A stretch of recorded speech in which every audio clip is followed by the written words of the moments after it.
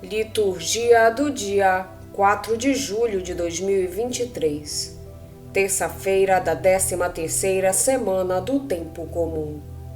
Memória de Santa Isabel de Portugal. Primeira leitura. Leitura do livro do Gênesis. Naqueles dias, os anjos insistiram com Ló, dizendo: Levanta-te, toma tua mulher e tuas 2 filhas e sai, para não morreres também por causa das iniquidades da cidade. Como ele hesitasse, os homens tomaram-no pela mão, a ele, a mulher e as 2 filhas, pois o Senhor tivera compaixão dele. Fizeram-nos sair e deixaram-nos fora da cidade. Uma vez fora, disseram: Trata de salvar a tua vida, não olhes para trás, nem te detenhas em parte alguma desta região, mas foge para a montanha, se não quiserdes morrer. Ló respondeu: Não, meu senhor, eu te peço. O teu servo encontrou teu favor e foi grande a tua bondade, salvando-me a vida. Mas receio não poder salvar-me na montanha, antes que a calamidade me atinja e eu morra. Eis aí perto uma cidade onde poderei refugiar-me. É pequena, mas aí salvarei a minha vida. E ele lhe disse: Pois bem, concedo-te também este favor. Não destruirei a cidade de que falas. Refugia-te lá depressa, pois nada posso fazer enquanto não tiveres entrado na cidade. Por isso foi dado àquela cidade o nome de Segor. O sol estava nascendo quando Ló entrou em Segor. O Senhor fez então chover do céu enxofre e fogo sobre Sodoma e Gomorra.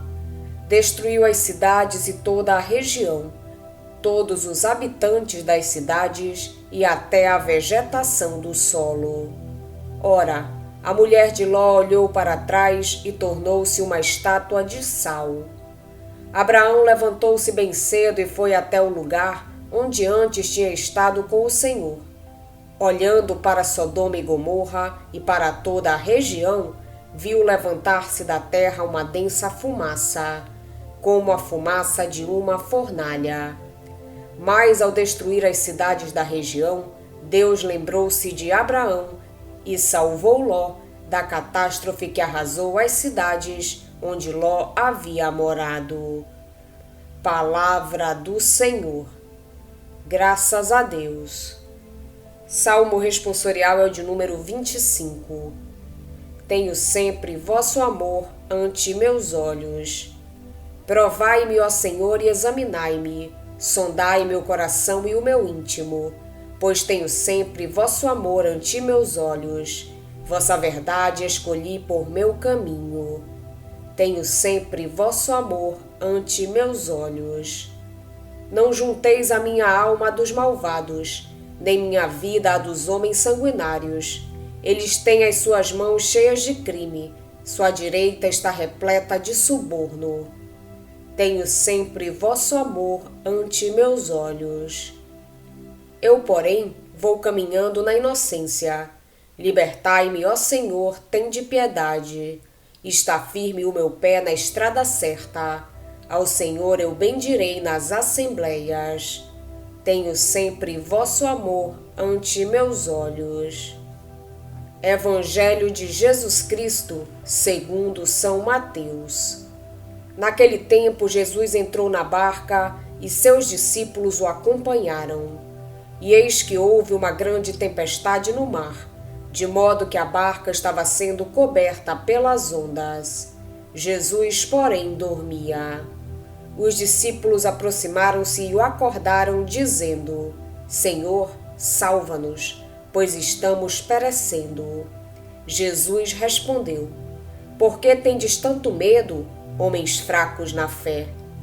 Então, levantando-se, ameaçou os ventos e o mar, e fez-se uma grande calmaria. Os homens ficaram admirados e diziam: Quem é este homem que até os ventos e o mar lhe obedecem? Palavra da salvação. Glória a vós, Senhor. A imaginação, apoiada em vagas orientações bíblicas, situa Sodoma na zona sul da margem ocidental do Rio Jordão. Ainda hoje, aí se podem ver blocos salinos de formas caprichosas, que causam forte impressão a quem os observa. Mas não há vestígios materiais que permitam identificar a cidade. Os seus eternos vestígios consistem em ser símbolo de um mundo corrompido e paradigma da justiça e do juízo de Deus. É essa a perspectiva do autor sagrado.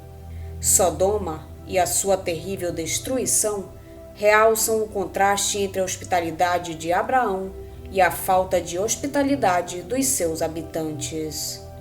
Ló, que escolheu a melhor parte, perde tudo: terra, bens, mulher.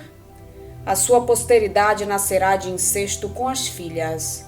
Abraão, pelo contrário, tendo confiado na promessa de Deus, terá uma descendência numerosa e possuirá a terra. O nosso texto começa com uma dramática tensão entre a solicitude dos mensageiros e a demora de Ló. Só o parentesco com Abraão o salva. Graças a esse parentesco, Deus usa de uma grande misericórdia para com ele, permitindo-lhe refugiar-se em Soar. A narrativa termina com Abraão a olhar, do alto de um monte, a desgraça das cidades pecadoras. Não se trata do olhar curioso da esposa de Ló, que ficou petrificada, mas do olhar de quem se sente objeto da memória de Deus que salva.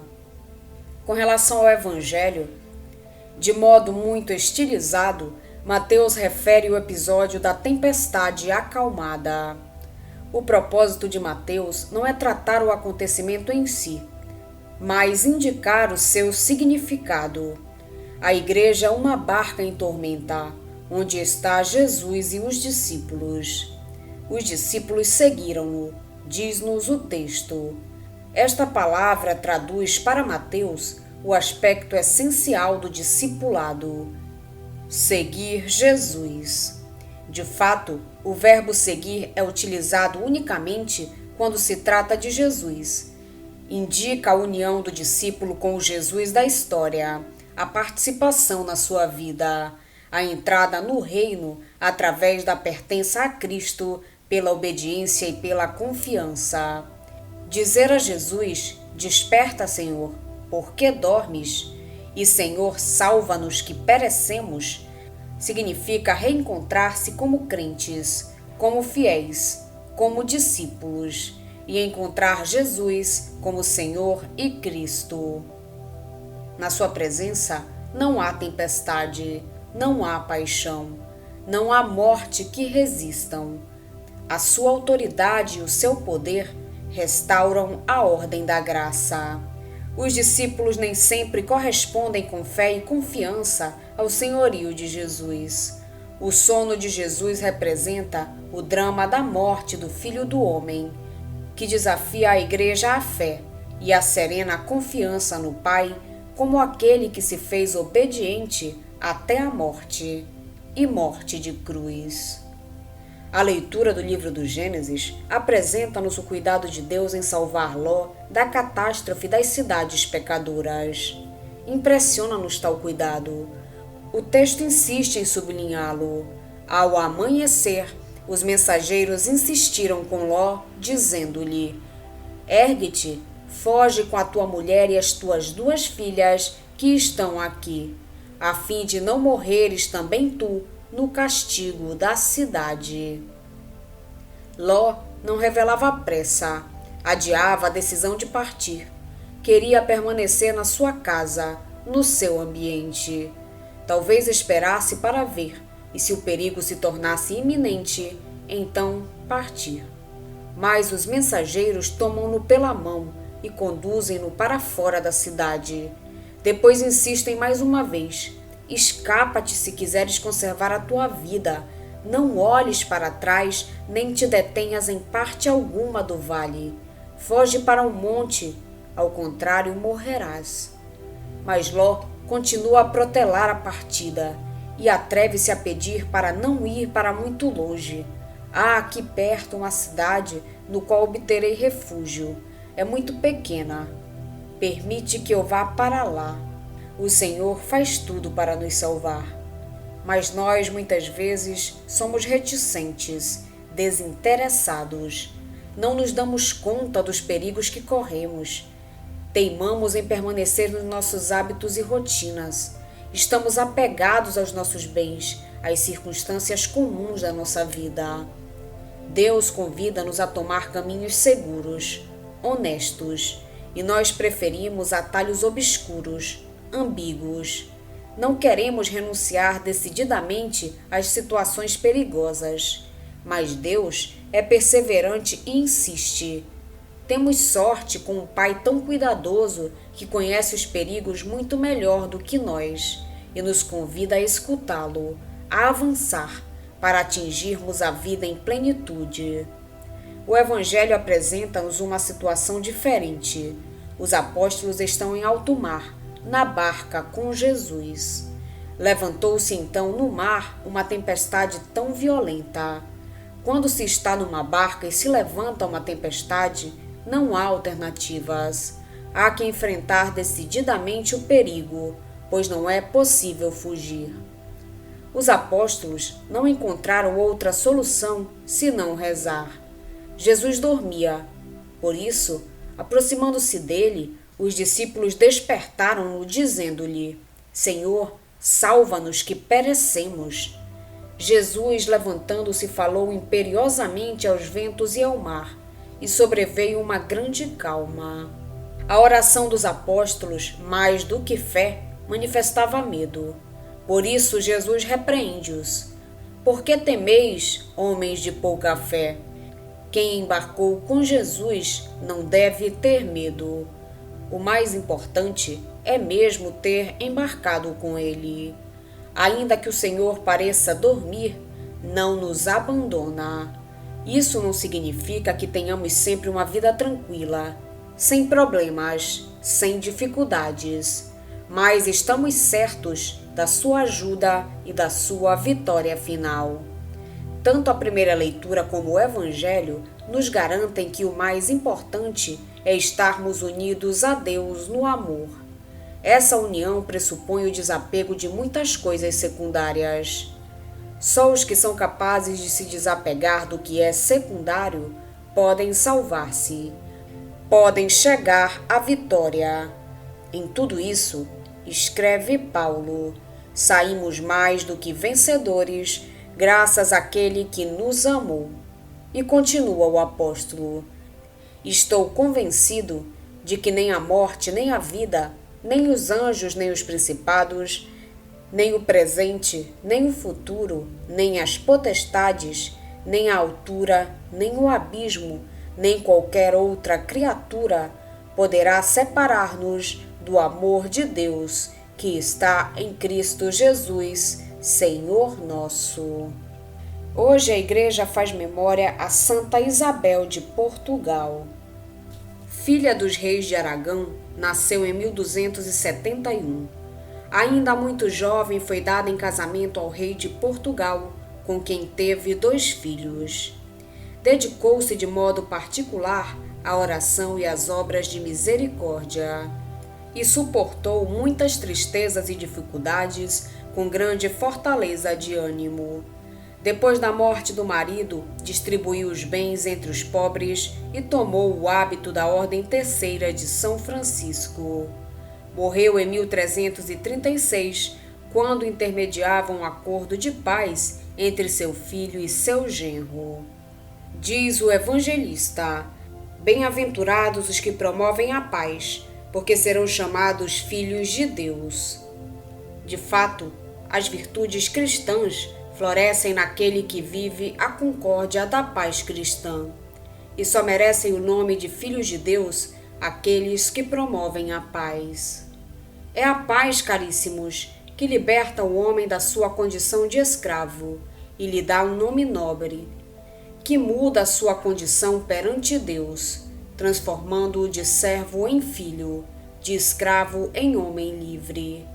a paz entre os irmãos e a realização da vontade de Deus, a alegria de Cristo, a perfeição da santidade, a norma da justiça, a mestra da doutrina, a guarda dos bons costumes e a louvável disciplina em todas as coisas.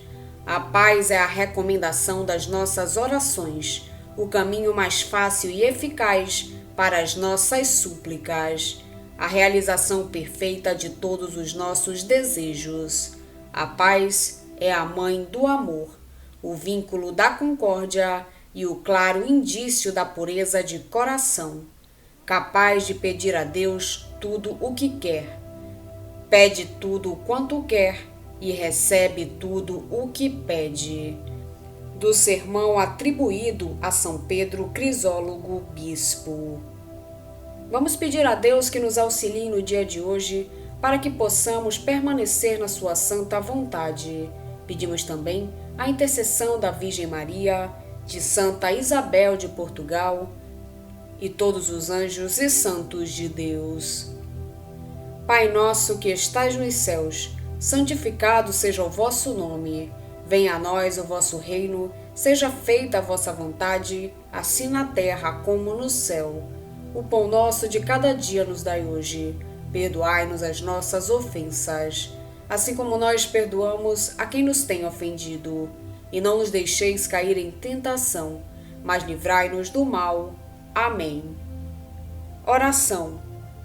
Ó Deus, autor da paz e da caridade, que destes a Santa Isabel de Portugal a graça de reconciliar os desunidos, concedei-nos por sua intercessão trabalhar pela paz, para que possamos ser chamados filhos de Deus. Por nosso Senhor Jesus Cristo, vosso Filho, na unidade do Espírito Santo. Amém. Estivemos reunidos em nome do Pai, do Filho e do Espírito Santo. Amém. Tenham todos um abençoado dia. Fiquem na santa paz de Jesus.